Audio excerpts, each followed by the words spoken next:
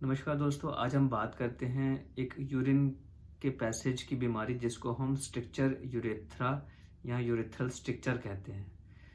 ये क्या होता है, इसके क्या लक्षण होते हैं, इसका क्या इलाज है।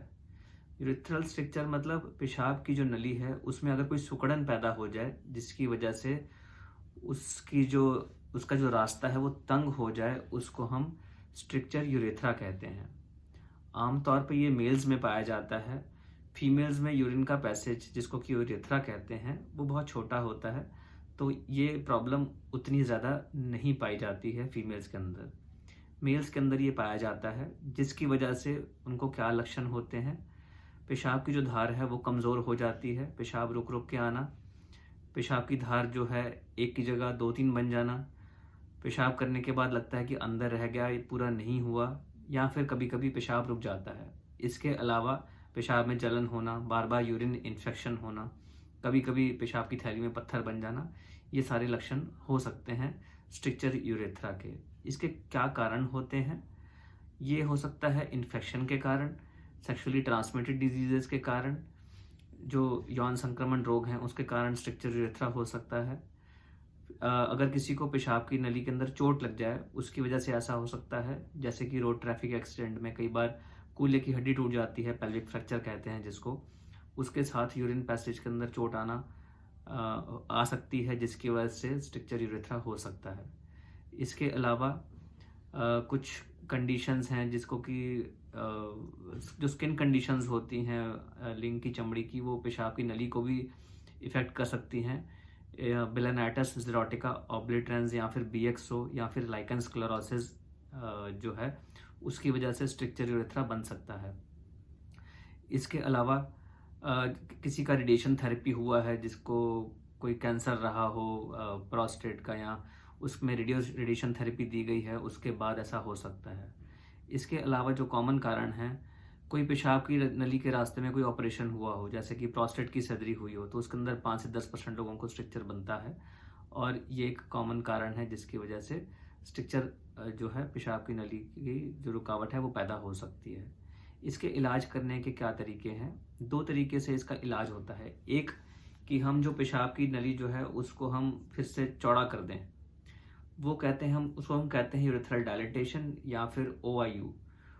जब हम उसके अंदर कुछ जो है उसके अंदर कुछ हम डायलेटर डाल के, कुछ वो टेफ्लॉन की छड़ी होती है या फिर जो है स्टील की छड़ी होती है जिसको हम डायलेटर्स कहते हैं, उससे हम अगर हम उसका रास्ते को ओपन कर दें तो उसको हम डायलिटेशन कहते हैं। अगर हम उसको दूरबीन से पेशाब के रास्ते में अंदर जाके उस रास्ते को काट करके ओपन कर दें तो उसको हम ऑप्टिकल इंटरनल यूरेथ्रोटोमी कहते हैं।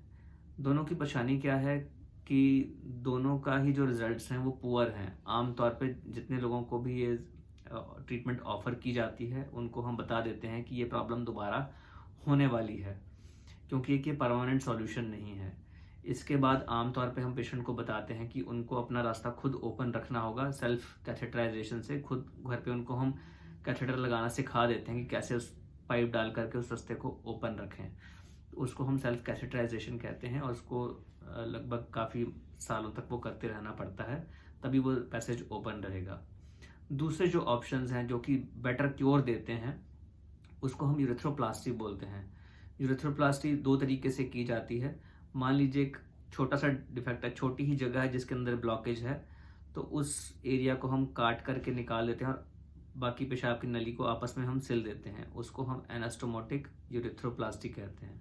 दूसरा होता है कि पेशाब की नली की जो लाइनिंग है उसको अगर हम बदल दें, उसको हम चेंज कर दें किसी दूसरी चमड़ी से, क्योंकि वो चमड़ी तो ख़राब है और हमें दूसरी जगह से चमड़ी लेनी पड़ेगी उस नली वापस बनाने के लिए, उसको हम यूरेथ्रोप्लास्टी कहते हैं।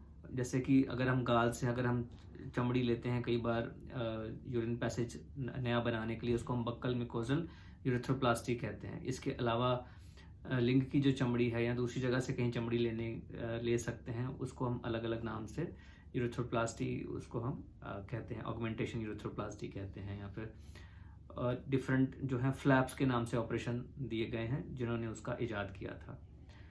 तो ये जो यूरेथ्रोप्लास्टीज हैं इनका एडवांटेज ये है कि इनके जो रिजल्ट्स हैं वो बेहतर हैं। ऑल्दो ये सर्जरीज जो हैं कॉम्प्लिकेटेड होती हैं और जो है ये सर्जरीज जो हैं ओपन सर्जरीज होती हैं इसके अंदर, लेकिन जो आउटकम्स हैं, जो इनके रिजल्ट्स हैं वो बेहतर हैं कंपेयर टू दूरबीन वाली सर्जरी जो कि छोटी होती हैं और उसमें आप सेम डे घर भी जा सकते हैं।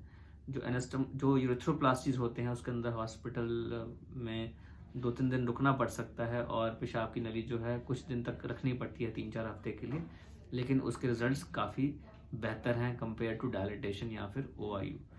तो अगर आपको कभी स्ट्रक्चर यूरेथ्रा हुआ है, जो कि बहुत कॉमन है मेल्स के अंदर, तो ये दोनों ऑप्शंस डिस्कस करनी चाहिए और आपके यूरोलॉजिस्ट से।